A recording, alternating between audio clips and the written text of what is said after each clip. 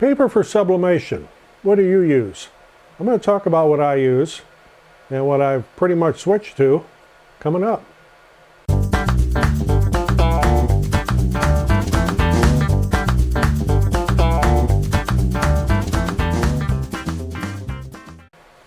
I'm Roger, welcome to the shop, actually the loft above the shop. What I talk about here just a little bit again is sublimation paper.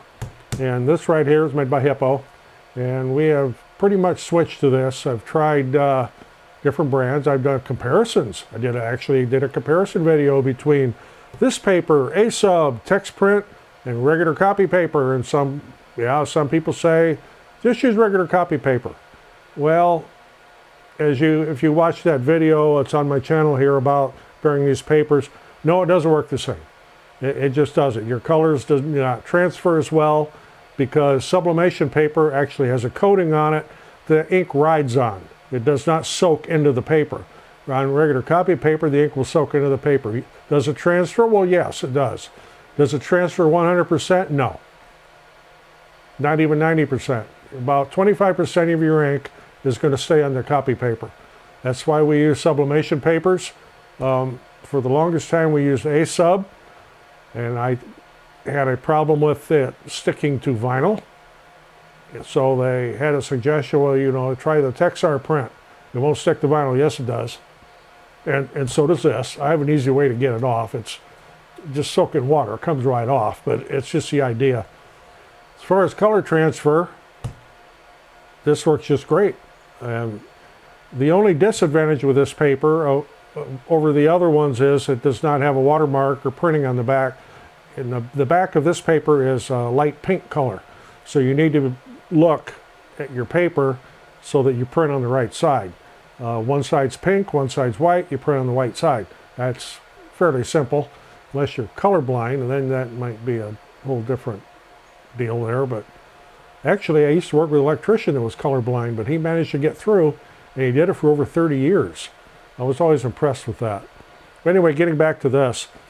Another little feature on this is it gives you some suggested settings and temperatures and times on the back. I don't rely on those 100%. Especially like with polyester shirts. Yeah, 385 for 30 seconds is a pretty good guideline, but not every shirt's the same. It depends on the manufacturer. Sometimes I've had to push it to 45 seconds to get a good transfer. And I always take a little peek to see how much of that transferred from my paper. And that's easy to do, provided you use some heat tape to hold that down to your fabric so that after you pick that heat press up, you can peek under the corner without the image shifting. So if it did shift and you went to press skin, you'd have ghosting. But I just wanted to hype this a little bit, and in a previous video I did on Hiipoo's ink, and I'm hyping their products because we use them, and that's what we've been using for a long time. Hiipoo did send me some 13 by 19 sublimation paper, and I can't hardly wait to try it out. But I'm going to have to buy a SG-1000 Sawgrass with the bypass tray to be able to use it, because I don't have anything that's going to print this big. But that'll be coming up here in the future, sometime this summer, I hope. Because Sawgrass is not exactly give away their printers. They're a little pricey, but they make a good product. So that's my little hype on using this paper, and it comes in different sizes, 8.5 by 11, 8.5 by 14. You can get what they call tabloid or ledger, which is 11 by 17. Of course, you can get the 13 by 19 because I've got a box of it here. Can't wait to try it. Color of your box may differ. Every time we get this, seems like it's in a different color box. Paper's all the same. Always works the same. Never any problems with it.